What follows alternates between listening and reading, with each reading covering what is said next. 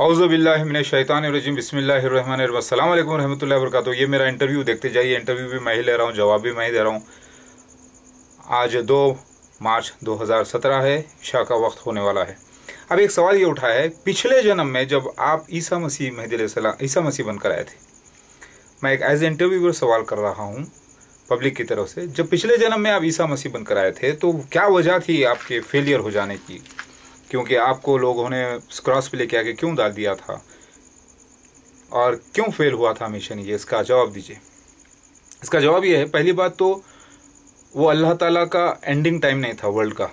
दूसरी बात है, फैसला तो पहले ही हो चुका था जब दुनिया बनी थी, कायनात बनी थी, कि मोहम्मद मुस्तफ़ा सल्लल्लाहु अलैहि वसल्लम भी आएंगे, फिर नबी आएंगे, फिर उसके बाद अल्लाह ताला कुरान नाजिल करेगा, फिर उसके बाद दुनिया में ईसा मसीह आएंगे वापस रूल करने के लिए, तस्दीक करने के लिए। पहले तौरेत की तस्दीक, मूसा अलैहि सलाम की किताब की तस्दीक, फिर उसके बाद मोहम्मद मुस्तफ़ा सल्लल्लाहु अलैहि वसल्लम की शरीयत के तस्दीक होने वाली थी। तो ये तो पहले तो एक अल्लाह की मर्ज़ी नहीं थी, आखिरत का वक्त नहीं हुआ था। दूसरी बात ये कि वो अल्लाह ताला दुनिया में मसीह ईसा मसीह का डिमांड बढ़ाना चाहता था, तो वो एक सीन होना था। तो इसराइल में आना, पहले उन लोगों ने फैसला कर लिया, सबूतों के बाद भी, मेरे सबूत देने के बाद, अल्लाह की तायद के बाद उन लोगों ने जज्बा से काम किया। पहले फैसला किया, बाद में तहक़ीक़ करने लगे। उनकी एक जहालत थी। उस वक़्त कोई टेलीकम्युनिकेशन आम नहीं था। उस वक्त जो है कोई ऐसा वर्ल्ड एक नहीं सूत्र में नहीं बांध दिया गया था, इंटरनेट नहीं था, जहालत फैली हुई थी, अपनी मर्ज़ी और जज्बाती लोग हो गए थे। और उस ज़माने में तौरेत को छोड़े हुए थे और किताबों को कुछ मानते थे, कुछ नहीं मानते थे। और फिर मसीहा का इंतज़ार करते थे, अंबिया अलैहिस्सलाम को क़त्ल करते थे। समझ रहे हैं आप? झूठे नबी है बोल कर क़त्ल करते थे, शरीयत का गलत इस्तेमाल करते थे, जबकि अल्लाह ताला की गवाही होती थी। तो इन सबको सबक भी सिखाना था। फिर अल्लाह ताला की बात भी पूरी होना था। फिर अल्लाह की हिकमत ज़ाहिर होने के लिए मसीह दज्जाल ज़ाहिर होना था, मसीहा ज़ाहिर होना था। फिर छोटे अच्छे लोग भी समंदर को घोटेंगे, दूध के समंदर को, और बुरे लोग भी घोटेंगे, झूठे दावेदार भी और अच्छे लोग भी, देवता भी और असुर भी, राक्षस भी। समझ रहे हैं आप? यानी झूठे दज्जाल लोग, दज्जालों को राक्षस कहा गया है, असुर तो बुरे लोग होते हैं। तो राक्षस भी घोटेंगे फिर, और दूध का समंदर घोटेंगे। फिर उसके बाद अमृत निकलेगा, शिव भगवान आकर जहर पहले पीना पड़ेगा, यानी अपने गुस्से को बर्दाश्त, फिर उसके बाद अमृत निकलेगा, यानी असल। तो ये मसला होना था। फिर उसके बाद जज्बात से फ़ैसला नहीं होता, जाहिल लोगों के हाथों में फ़ैसला नहीं होता, पूरी एक तहक़ीक़ होनी चाहिए। फिर वो अल्लाह ताला इस बार इस उम्मत मोहम्मद मुस्तफ़ा सल्लल्लाहु अलैहि वसल्लम की उम्मत पे ये दिया है कि पहले तहक़ीक़ करें, पूरी बात की जांच पड़ताल करें, फिर कोई फ़ैसला करें। तो अल्लाह ताला ने जब भी रोमन्स के हाथ में हुकूमत दी थी, मूर्ति पूजकों के हाथ में, अभी भी यहाँ पर हिंदुस्तान में भी वैसी दी है। तो वही बात दोहराई जा रही है, लेकिन बड़े अंदाज में। दूसरा क्वेश्चन एज ए इंटरव्यू में करना चाहूँगा कि आपके जो साथी थे 3-4, जो 3 थे, वो छोड़कर आपको चले गए, क्या वजह थी? क्या वो आपको सच्चा मानते हैं अभी भी? देखिए, बात यह है कि वो सच्चा मानते हैं और पक्का मानते हैं। वो दावत उलर्स के गवाह हैं, वो बारिश के मौजज़ों के गवाह है, वो सीन्स के गवाह हैं। और वो नौजवान बच्चे हैं, उनकी शादी नहीं हुई, और उनके भी वो बेवकूफ़ होते हैं। नौजवान जो होते हैं जनरली बेवकूफ़ होते हैं, हालांकि उन्होंने ख़स्में खाई है सब कुछ। अब जहाँ पर जाकर वो रह रहे हैं, वो लोग मेरे ख़िलाफ़ होते हैं, वो लोग मेरे ख़िलाफ़ हैं। तो उनकी खुशनुदी हासिल करने के लिए वो लोग रहेंगे उनके पास, और वो लोग पक्का दिल उनका गवाही देता है, और वो मानते हैं कि मैं असली मसीहा महदी अलैहिस्सलाम ओरिजिनल हूँ, सारे सीन्स के गवाह हैं, उसका इनकार कर ही नहीं सकते। वो मेरे वीडियोस भी देख रहे हैं पूरी तरीके से, वो पक्के तरीके से देख रहे हैं, और वो ईमान रखते हैं। लेकिन उनको चाहिए थी राहत। परेशानियाँ इतनी आ गई थी, तकलीफ़ इतनी आ गई थी कि वो भागे अलग अलग तरीक़े से।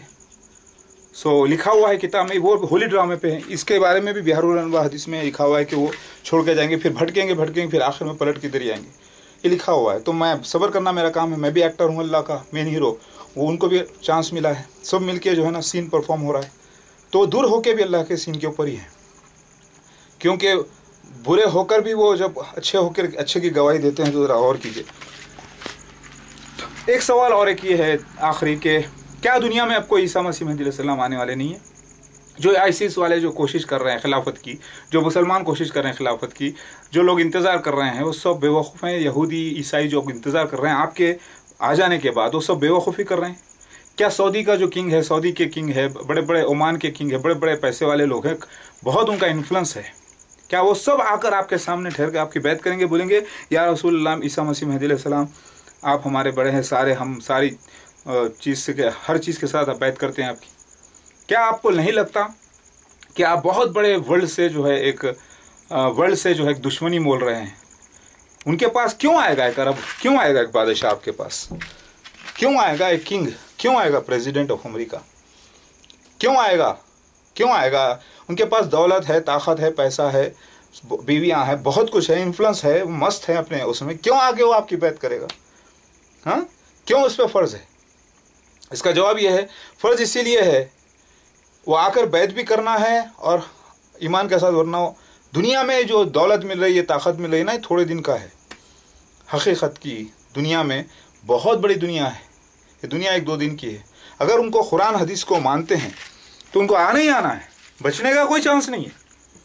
नहीं आएंगे तो फिर ना उनकी हुकूमत काम आने वाली, ना उनका इन्फ्लुएंस, क्योंकि जो अल्लाह ताला है ये बाबरकत किया। दौलत आई तो मेरे पैदाइश से पहले अल्लाह ताला ने तैयारी की पूरी, और मुझ मसीहा मेहदी अलैहिस्सलाम को आकर नहीं मानते तो फिर बहुत बड़ा गुनाह है, वो जहन्नुम में जाएंगे हमेशा के लिए।